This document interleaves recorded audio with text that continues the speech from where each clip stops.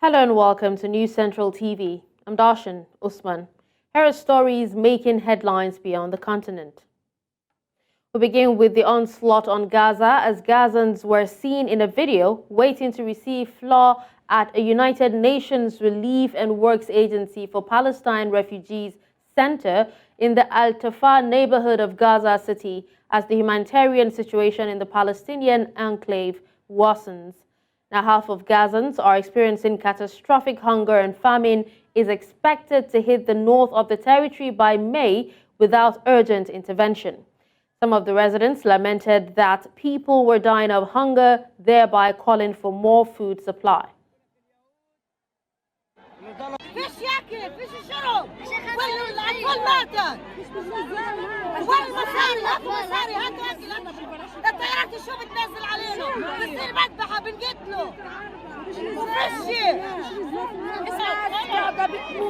بتموت احنا بنقول للشعوب العربية يوقفوا اطلاق النار عن قطاع غزة، يوقفوها. معي تعبنا وموتنا ونفسية، بنحمل المسؤولية للرئيس أبو مازن، لدعون الوكالة ينزلوا، لدعون المحاصرين واضحين. Meanwhile, UN Secretary General Antonio Guterres has addressed the alarming reports about hunger and humanitarian conditions in Gaza. Guterres urges the international community to prevent the unthinkable as he continues his call for an immediate humanitarian ceasefire. A United Nations-backed food security assessment warned on Monday that half of Gazans are experiencing catastrophic hunger, with famine projected to hit the north of the territory by May without urgent intervention. Today's report is Exhibit A for the need for an immediate humanitarian ceasefire. Palestinians in Gaza are enduring horrifying levels of hunger and suffering. This is the highest number of people facing catastrophic hunger ever recorded by the Integrated Food Security Classification System, anywhere, anytime. I call on the Israeli authorities to ensure complete and unfettered access for humanitarian goods throughout Gaza, and for the international community to fully support our humanitarian efforts. We must act now to prevent the unthinkable, the unacceptable, and the unjustifiable.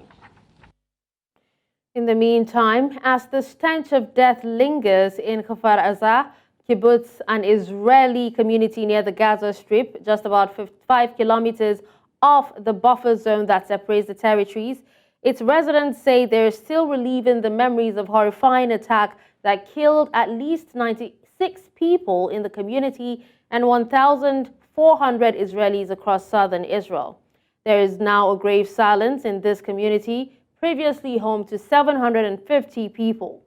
News Central's Bongani Siziba visited this community and gives us the report. Months after the devastating attacks by Hamas on the 7th of October 2023, I visited the once vibrant kibbutz community in Israel. What I saw was a haunting reminder of the horrors that unfolded here. The community, now deserted, stands as a silent witness to the unspeakable violence that scarred its walls and its people forever. As I walked through the ruins, I could hear the sound of gunfire a few kilometers away.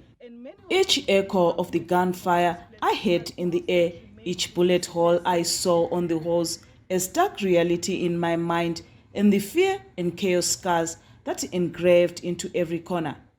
A reminder of what could have gripped this community on the tragic day. Here I met the resident of this community who, out of fear, was not keen to be recorded. She walked me through the desolated streets, greeted by a landscape that resembles a ghost town, a shadow of what once was.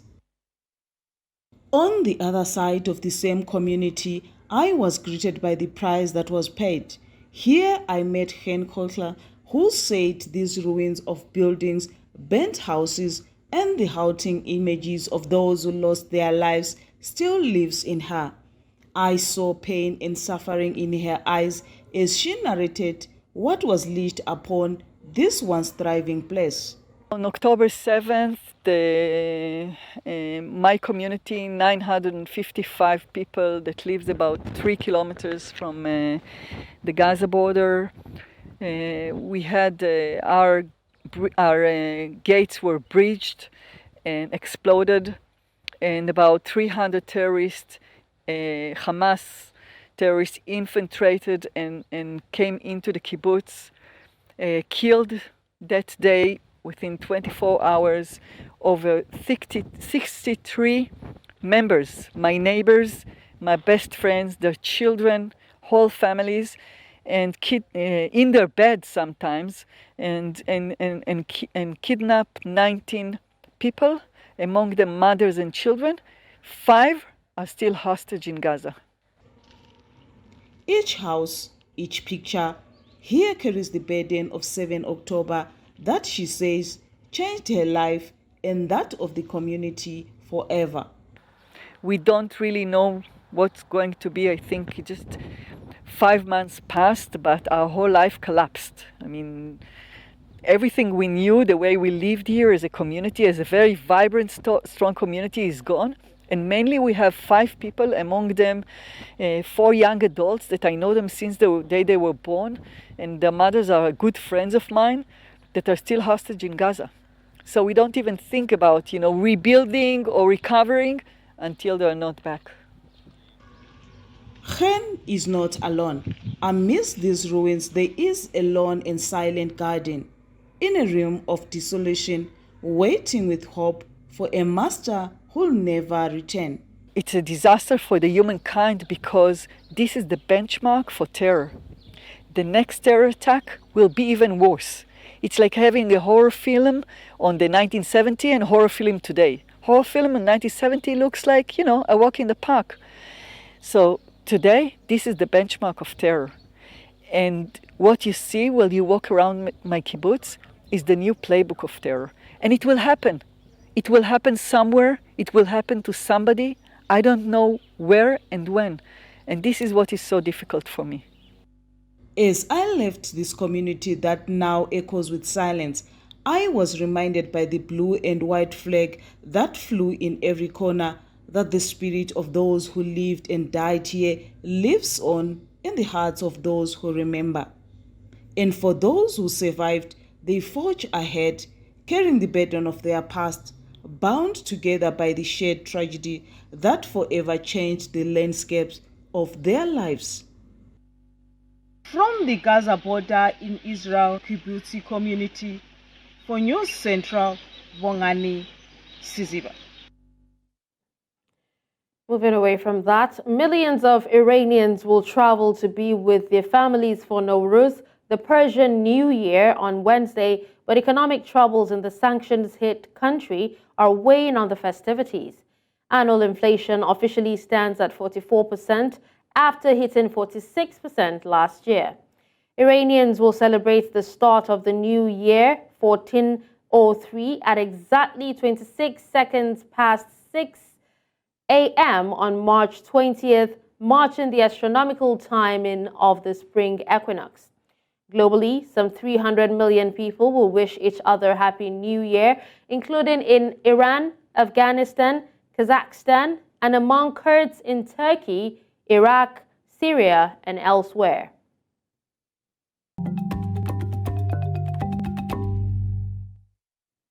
Welcome back and thank you for staying with us. Now in North America, U.S. President Joe Biden has signed an executive order aimed at boosting women's health research. Biden signed the order during a reception honoring Women's History Month in the East Room of the White House in Washington, D.C. The announcement comes as the ripple effect spread from the Supreme Court's decision that overturned federal abortion rights, touching on medical issues for women who never intended to end their pregnancies. The U.S. president said he would ensure women's health is integrated and prioritized across the entire federal government. With the executive order I'm about to sign, I'm directing the most comprehensive set of executive actions ever taken to improve women's health. Ever taken. And I'm going to ensure that women's health is integrated and prioritized across the entire federal government. It's not just in women's health, not just at NIH, the National Science Foundation, the Defense Department, the Environmental Protection Agency. I mean, across the board, this is really serious. And I will spearhead new research and innovation for breakthroughs in a wide range of women's health needs, and that they experience throughout you experience throughout your lives, because it really matters. It matters. Because we're focused on supporting women together, our administration has turned around the economy. Moving on now to the just concluded presidential election in Russia, where President Vladimir Putin hailed the return to Russia of annexed Ukrainian territories on Monday. Putin was speaking at a concert on Red Square after winning an election blasted as illegitimate by Western powers. The ex-spy won over 87% of the vote in a three-day ballot, which included voting in parts of Ukraine held by Russian forces. Putin boasted of a new rail link in areas of Ukraine captured by Russian forces, saying those regions had declared their desire to return to their native family. He appeared at the concert alongside the three candidates who ran against him after hosting them at a Kremlin meeting in which they all congratulated him. Путь на родину оказался гораздо более тяжелым, трагичным. Но все-таки мы сделали это. И это тоже большое событие в истории нашего государства. In the meantime, President Vladimir Putin insisted that he had instantly agreed to a proposal to exchange opposition leader Alexei Navalny before his death. The comments come at a press conference following an election victory that paves the way for the former spy to become the longest-serving Russian leader in more than 200 years. All of the 71-year-old's major opponents are dead, in prison, or exiled, and he has overseen an unrelenting crackdown on anybody who publicly opposes his rule or his military offensive in Ukraine. The three-day election was marked by a surge in deadly Ukrainian bombardments, incursions into Russian territory by pro-Kyiv sabotage group, and vandalism at polling stations. Сказали, что есть идея обменять господина Навального на некоторых людей, которые находятся в местах лишения свободы в западных странах. Вы можете не поверить, можете нет. Человек, который со мной говорил, еще фразу не закончил. Я сказал, я согласен. Still on the election, Venezuelan President Nicolas Maduro has congratulated his Russian counterpart Vladimir Putin on his re-election for a fifth term in office.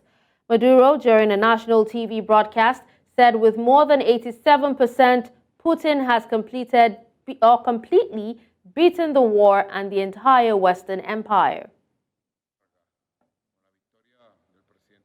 Putin está marcando una ruta larga. Con más de 87%, Putin le ha ganado completo la guerra a todo el imperio colectivo de Occidente.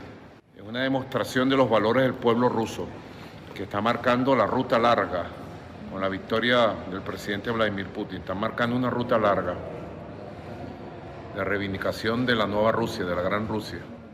Así que ha triunfado nuestro hermano mayor, Vladimir Putin. Son buenos presagios para el mundo. Meanwhile, reactions have begun to trail Putin's re-election as Russia's president. One of those speaking is Britain's Foreign Minister, David Cameron, who said the result of the Russian elections showed the depth of repression under President Vladimir Putin. The Kremlin praised Putin's landslide re-election for a fifth term in office as eloquent confirmation of the people's support. But Cameron, who on Sunday evening said the election was neither free nor fair, dismissed the poll outcome as undemocratic. Cameron also cited the death of Putin's main political rival, Alexei Navalny, as evidence of the extent of Putin's repression. Similarly, Germany's Foreign Minister Annalena Baerbock has dismissed Russian leader Vladimir Putin's re-election as the result of a vote without choice. Baerbock disclosed this to journalists as she arrived for a meeting of EU foreign ministers in Brussels. She said the election process shows Putin's heinous behavior against his people. Die Wahl in Russland war eine Wahl ohne Wahl. Der Wahlvorgang zeigt nicht nur das ruchlose Vorgehen Putins gegenüber seinem eigenen Volk, sondern auch gegen die Charta der Vereinten Nationen. Sogenannte Wahlen in Teilen der Ukraine, in Teilen Moldaus und in Teilen Georgiens abzuhalten, ist völkerrechtswidrig. Umso bemerkenswerter ist, wie viele Russinnen und Russen an diesem Wochenende deutlich gemacht haben, dass sie mit diesem russischen Präsidenten nicht auf einer gemeinsamen Linie stehen. Dass man in ein Wahllokal geht, selbst wenn Soldaten einen begleiten, das erfüllt mich mit allergrößtem Respekt. Now moving away from Russia's election to France, where 9 people have been arrested over a firework attack on a police station near major venues for this summer's Paris Olympics. The attack in the northern suburb of La Courneuve came days after a teenager riding a moped was killed in a car chase with police, echoing a June killing that triggered days-long riots. Now, video posted on social media showed groups of people firing a barrage of fireworks at the building's facade. Police said the attackers also threw stones at Molotov cocktails. Now, police responded with sting ball grenades and flash ball projectiles used by riot police as an alternative to firearms. Au mortier, 22h50. Très rapidement, les renforts sont arrivés pour disperser la cinquantaine d'assaillants sur des faits qui ont duré un quart d'heure. Et puis à 23h30, le calme est revenu dans la Courneuve et dans les cités environnantes. Je tiens à dire qu'il y a eu 9 interpellations qui ont été réalisées. Il y a manifestement un lien avec ce qui s'est passé à Aubervilliers, je vous le confirme. D'ailleurs, un certain nombre d'assaillants hier soir faisaient référence à cela. Donc nous allons évidemment continuer à être très présents. Mais oui, il y a un lien avec, encore une fois, un fait qui est dramatique. Il y a eu la mort d'un jeune homme. Je ne conteste pas le caractère dramatique de ce qui s'est passé. Mais je veux rappeler que c'était après un refus d'obtempérer. Donc dans le cadre d'une course-poursuite qui est normale. Quand il y a des refus d'obtempérer, c'est normal que les policiers engagent. NATO Secretary General Jens Stoltenberg on Monday called on Georgia to consolidate democratic reforms as the Black Sea nation pursues its long-standing bid to join the Euro-Atlantic Alliance. Speaking at a press conference in Tbilisi alongside Georgia's Prime Minister Irakli Kobakidze, Stoltenberg reiterated NATO's promise to accept Tbilisi as a full ally once its membership criteria. Now, the Georgian government has faced a growing international criticism over perceived backsliding on democracy. Stoltenberg also said that Georgia is facing complex security challenges in the face of Russia's imperial ambitions. The bid has angered Georgia's Soviet-era master, Moscow. NATO's partnership with Georgia is already strong, and today we discussed how to develop it even further. In January, we agreed to a new individually tailored partnership program to deepen the partnership between Georgia and NATO. And I welcome the progress made in areas like crisis management, cybersecurity, and military engineering. It is important that Georgia continues to strengthen domestic reforms, democratic values, and the rule of law, including through free and fair parliamentary elections in October this year. In Asia, thousands of houses in several villages in Indonesia's central Java province have been underwater after a major dam leaked that worsened the already flooded residential areas. Now, heavy rainfall has been ongoing in the region and has caused rivers in the area to overflow and some embankments to collapse, triggering widespread flooding. Authorities have confirmed at least 5 fatalities across the province and 2 others remain missing. More than 103,000 homes and hundreds of other buildings have been damaged by flood waters. Many roads across the province have been blocked by flood waters and landslides. Terjadinya itu curah hujan sana, Pak. Mana itu? timur sana itu gede. Nah, jadi meluap ke sini air dari bendungan meluap dialirin ke sini ke Sungai Wulan. Akhirnya jebol. Waduh ya ini pokoknya paceklik semua ini Pak. Ini pada habis barang-barang. Dalam waktu 5 hari atau seminggu gitu paling lambat tanggul itu bisa tertutup kembali. Nah kalau sudah tertutup tinggal kita memompa air ini. Kemarin kita kerahkan sampai 30 pompa untuk memompa. Dalam waktu kurang lebih hampir 2 minggu itu bisa terkuras. Jadi memang Jawa Tengah ini masif bencananya. Ada beberapa kabupaten kota yang terdampak ya, dari mulai Kendal, Semarang, Kudus, Demak, Jepara, Blora, Pati, ya, 8 itu. Ya. And that's all on Beyond the Continent. Send your eyewitness report to the WhatsApp number on the screen. Do follow us on social media. We are at News Central TV. You can watch News Central live on DSTV channel 422, Star Times channel 274, Avo TV, and YouTube. Many thanks for watching. I'm Darshan Usman.